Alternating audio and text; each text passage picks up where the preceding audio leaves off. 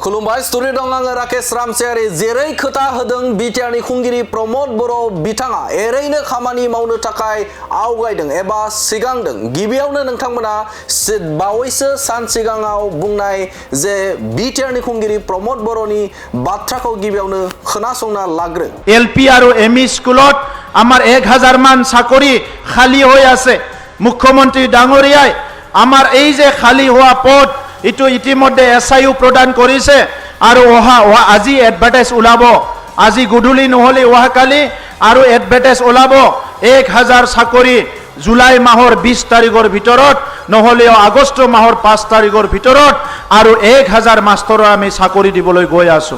बिथां बिटिआरनि खुंगिरि प्रमद बर' बिथाङा बुंथिदोंमोन जे बे समाव जिटि आरो पिजिटिनि जे फिथाइ एबा बे समाव एपइन्टमेन्ट लेटार होखांनायनि उनावनो बे समाव बिथाङा बुंथिदोंमोन आरोबाव बावैसो सान सिगां बा बावैसो साननि उनावनो दिनै एबा गाबोननि गेजेरावनो बे समाव गासै 1000 एलपि आरो इउपिनि थाखाय बे समाव आरोबाव फोरोंगिरि थिसननाय जागोन बिटिआर ओनसोलाव होनानै बाथ्रा बुंथिदोंमोन बिटिआरनि खुंगिरि प्रमद बर' बिथाङा। आरो बे खोथा बायदियैनो जेरै खोथा एरै एक्सन लादों बिटिआरनि खुंगिरि प्रमद बर' बिथाङा। मैया एबा 20 जुन 2025 मायथाइयाव बिटिसि सोलोंथाइ बिफाननिफ्राय मोनसे नटिस फोसावदों। थामहिनबा सिएसबि निफ्राय मोनसे फोसावथाय होदों आरो बे फोसावथायनि गेजेरजों जाय बिथांमोना सिगांनि सानाव जे आसाम टेट सी टेट आरो बिटिसि टेटआव क्वालिफाइ जादों एबा आनजाद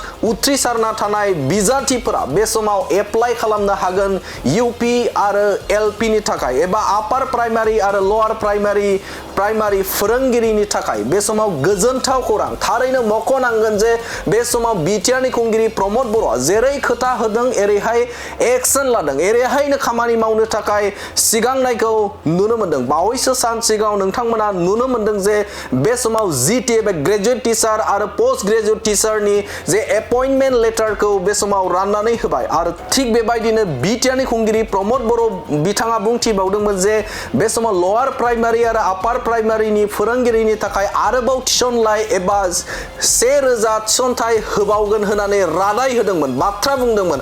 आरो बे बाथ्रा बायदिनो फिन फोसावथाय ओंखारदों बिटिसि सोलोंथाइ बिफाननिफ्राय बे समाव लवार प्राइमारि आपार प्राइमारिनि थाखाय मोनसे पोस्ट आरो जायनि गेजेरजों बे समाव गोबां बिटिआर ओनसोलनि लाइमोनफोरा बा बिटिआर ओनसोलनि गुन गोनां फोरोंगिरिफोरा बा गुन गोनां बिजाथिफोरा बे समाव एप्लाइ खालामनो हागोन आरो बे बिजाथिफोरा आसाम टेट सी टेट आरो बिटिसि टेट क्वालिफाइ जानाय बिथांमोना एप्लाइ खालामनानै लानो हागोन। बे समाव नोंथाङाबो सिएसबि नि अफिसियेल वेबसाइटनि गेजेरजों नोंथाङा एप्लाइ खालामनो हागोन जाय बिथांमोना बे समाव सी टेट आसाम टेट आरो बिटिसि टेटआव क्वालिफाइ जाना दं। बे क्वालिफाइ जानाय बिजाथि बिथांमोना बा उथ्रिसार जानाय बिजाथि बिथांमोना बे समाव एप्लाइ खालामनो हागोन। थारैनो मख'नांगोन जे बे समाव बिटिआरनि खुंगिरि प्रमद बर' बे प्रमद बर'नि गोख्रों नोजोर होनायजों बे समाव